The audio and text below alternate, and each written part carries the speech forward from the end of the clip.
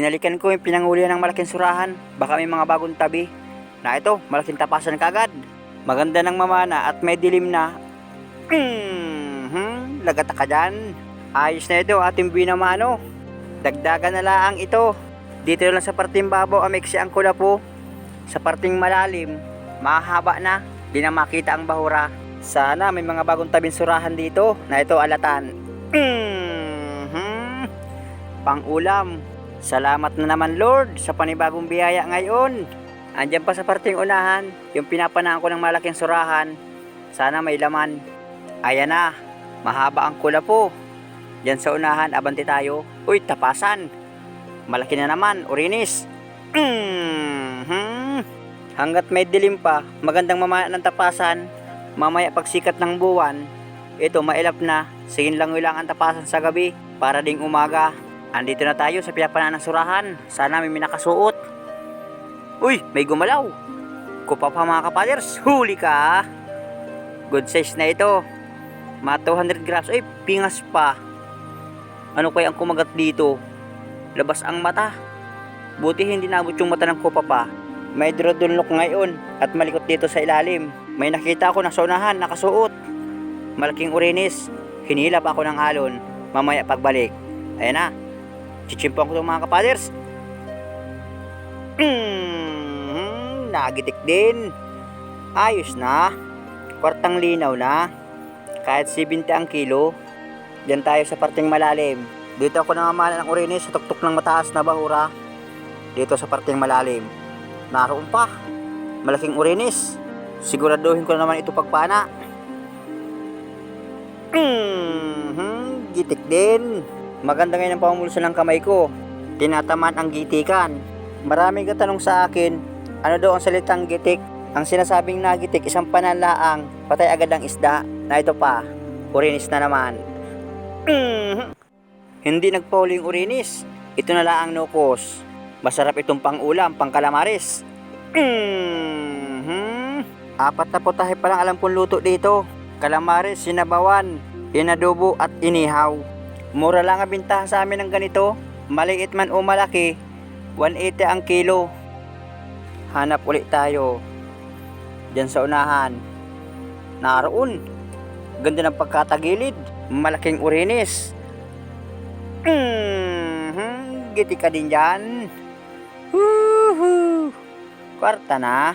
Kahit ito lang makabila ng bigas. Hanap ulit tayo. Naroon. Sa ilalim ng sayap, may mungit baboy. Ito ang dabis, inihaw. Sigurado. Hindi makakalimutan ang sarap. Ito ang isdang walang pagbayat. Kahit buhangin, kinakain ito. Masarap itong luto, inihaw. Aalsin muna ang bituka. May napansin pa ako, naroon na, papalayas na. Alatan. Hindi tinamaan. Buti at may kasama. Ito na lang. Maganda ang presyo na ito mga kapaders, 150. Sinusungkit ko at para tumagilid. Tinamaan sa parting hasangan. Magandang klaseng isda ng ating pandaradagdag. Na ito pa, solid. Tumalikod pa. Balagbag ng kaunti. Na ito pa yung isa. Bali dalawa. Yung isa, natanggal ko agad sa pana. Kaya itong isa, pinanak ko agad at baka lumayas pa. At nasikat na ang buwan. Andito sa butas, may malaking balangitan mga kapaders. Titisin kong papakain ito kung kakainin man. Hindi pa naaamoy. Ayan na. Naamoy na mga kapaders. Wala yung kasama ko ay malayo. Kaya hindi ko mapana. Mahirap yung panain kapag walang panggitik. Na ito, 2 labahita. Mas malaki itong isa mga kapaders. Mamaya na yung isa, ito muna pinakang malaki unahin ko. Baka lumayas. Alangayan ang tayo ng isda. Pipilitin ko na. Nagitik. Labahita good. Ito yung mungita pwedeng sabawan. Yung isa naman na mungita pinaan ako, ang masarap lang talaga doon, inihaw. Na ito na yung isang labahita. Panain ko na rin. Nagitik din. Iisa ang tama sa kanong isa. Mahirap pala magparatakip ng baon na kapasma. apektado pa rin sa pulso ng kamay, lalo kapag namamana. Na ito, balatan. Isa din itong mamahaling balatan mga kapaders. Kakim balatan, kung tawagin ito sa amin, wala sa inyong lugar. Ito kapag tuyo, sa bintahan, umaabot din ng 2,000 ang kilo. Maigi ng pandaradagdag. Yung ibang balatan na nakuha namin, tuyo na. Pili ng pambinta. Kaya lang aming iipunin para isang deliveran kapag marami na. Makaipon mo ng kalating sakong balatan, pili ng pambinta. Hanap ulit tayo dito. Naroon, pakoy. Ay, 2. Itong unahin ko muna.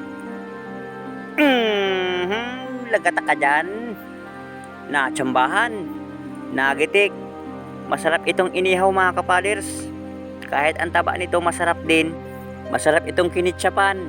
Babalatan muna bago palang palangin. Ito ang isdang makapal ang balat at makunat. Hindi kayang hilisin kapag hindi babalatan. Na ito pa sa butas. Yung isa mga kapaders, siguro ito kaasawa. Sana magitik din. Naroon parting ulo. Tamasa ng gitikan. Yun, nagnganga. Parang tinamaan. Ay, nakatanggal. Tama lang nakatanggal yung pana ko. Dudukutin ko na laang. Ito na mga kapaders. Yung bali. Ay, buhay pa. Bali 2 ang ating pang-ulam pakoy. Madalas tawag nito sa ibang lugar, pugot naman. Wala ang kumataba ngayon ng pakoy. Pero kapag ito mataba, masarap ang atay nito. Naroon, malaking blukuran mga kapaders. Turobotob, masarap itong sinigang. Ay hamal yan. Hindi ininda ang unang pana ko. Uulitin natin. Mahirap itong magitik. Na ito na sa kulapuhan. Sana magitik na ito para isang panaan. Dinuplasan. Lagata ka dyan. Tinamaan ang gitikan.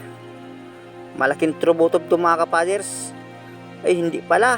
Akala ko nagitik. Hindi lang pala kumibo. Ito rin yung isdang walang pagpayat. Halos nakikipagsabayan ito sa mungit baboy. Hanap ulit tayo. Makita pa na ito dalipus. Lagata ka din dyan. Masarap naman itong ginataan. 70 lang ang kilo sa amin ng ganitong dalipus. Buti sa ibang lugar mahal ang kilo ng ganito. Halos inaabot ng 150 ang kilo. Na ito pa, tapasan, malaki. Ganda ng plangkita, hindi pa nagitik. Yung lugo na sigil lang, nagitik. Ayan na. Puldot na ang kabilang mata. Kaparapulyang pa. Nagpipilit mga makatakas. Wala ditong bagong tabing surahan. Makulap po kayang maigi. Takot ang surahan sa makapal na kulapo. Di bali, uy, dapo-lapo, nakaisa man. First class. 200 ang kilo. Malipat kami ng ibang bahura. Maraming salamat ulit sa inyong panonood. Aba-abang sa pangalawang dive. Salamat Lord na marami. Pandaradagdag na ito. Na ito na mga kapaders.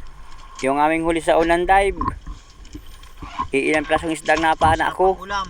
Pero ayos na ito. Dagdagan na lang. Para yung baga sa pangalawang dive, makatsi mo tayo ng panain. Walang laman itong bahura aming pinuntahan. Ito yung piyapanan ko ng malaking surahan. Walang mga bagong tabi. Pero ayos na ito. Amin itong pagdadamutan. Ganyan talaga ang hanap buhay. Simpuhan lang yan. Na ito. Pakoy. 2 piraso yan mga kapaders.